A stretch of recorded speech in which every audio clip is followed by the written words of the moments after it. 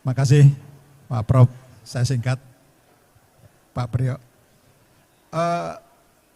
Saya Pak Tabri, kebetulan salah satu anggota Dewan Pakar Politik Kenegaraan di IJMI Pusat.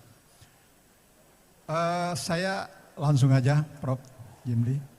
Saya ingin mengulangi dan minta penjelasan sebelum Pak Prof menuju UMI. Sehubungan dengan yang disampaikan tadi tentang putusan tanggal 7. Sebab saya melihat banyak sekali di media online maupun di media elektronik multi tafsir atau bahwa putusan yang akan Pak Prof ketuk pada tanggal 7 itu bisa membatalkan Gibran jadi capres. Kalau toh itu Pak Prof ketuk bahwa putusan MK Pak Anwar Usman itu tidak sah atau batal, apakah capres kita itu cuma 2 pasang? Ataukah ada opsi lain hanya mengetuk bahwa Pak Majelis Hakim itu punya sanksi aja, sehingga putusannya tidak bisa dibatalkan.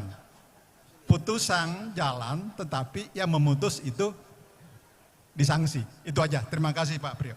Baik, pertanyaannya bagus sekali. Saya persilakan. Ya, terima kasih. Saya nggak banyak ya, ini sebetulnya kompleks sekali, banyak yang perlu kita bahas. Dan yang kedua, saya dan kita harus menghormati mekanisme. Kalau pengadilan itu tidak boleh ada keputusan sebelum putusan. Nah, jadi tidak boleh diomongin, gitu kan? Itu kan. Nah, ini kan mantan ketua umum IJMI, ya harus memberi contoh, gitu. Ya kan? Nah, apalagi saya jadi pendiri itu lembaga.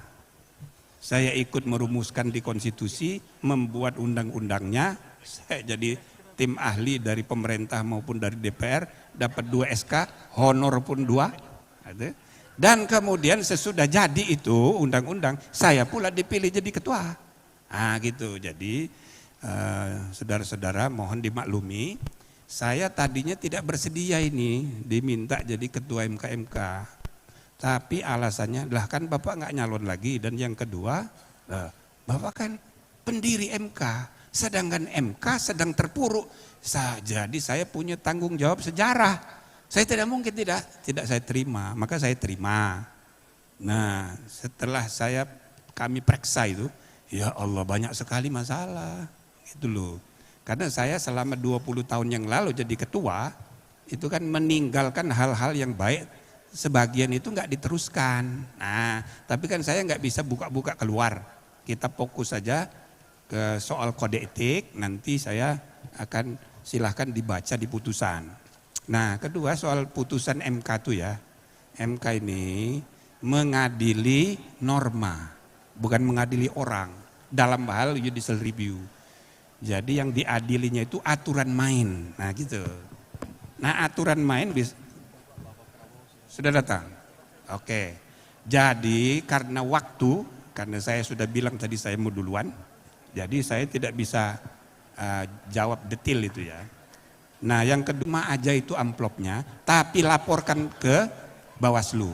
Bawaslu itu ada mekanisme untuk laporan, dilaporkan. Money politik, amplop politik, gula politik, laporkan aja. Tapi diterima dulu. Nah yang terakhir sambil kita menunggu Pak Prabowo, ya.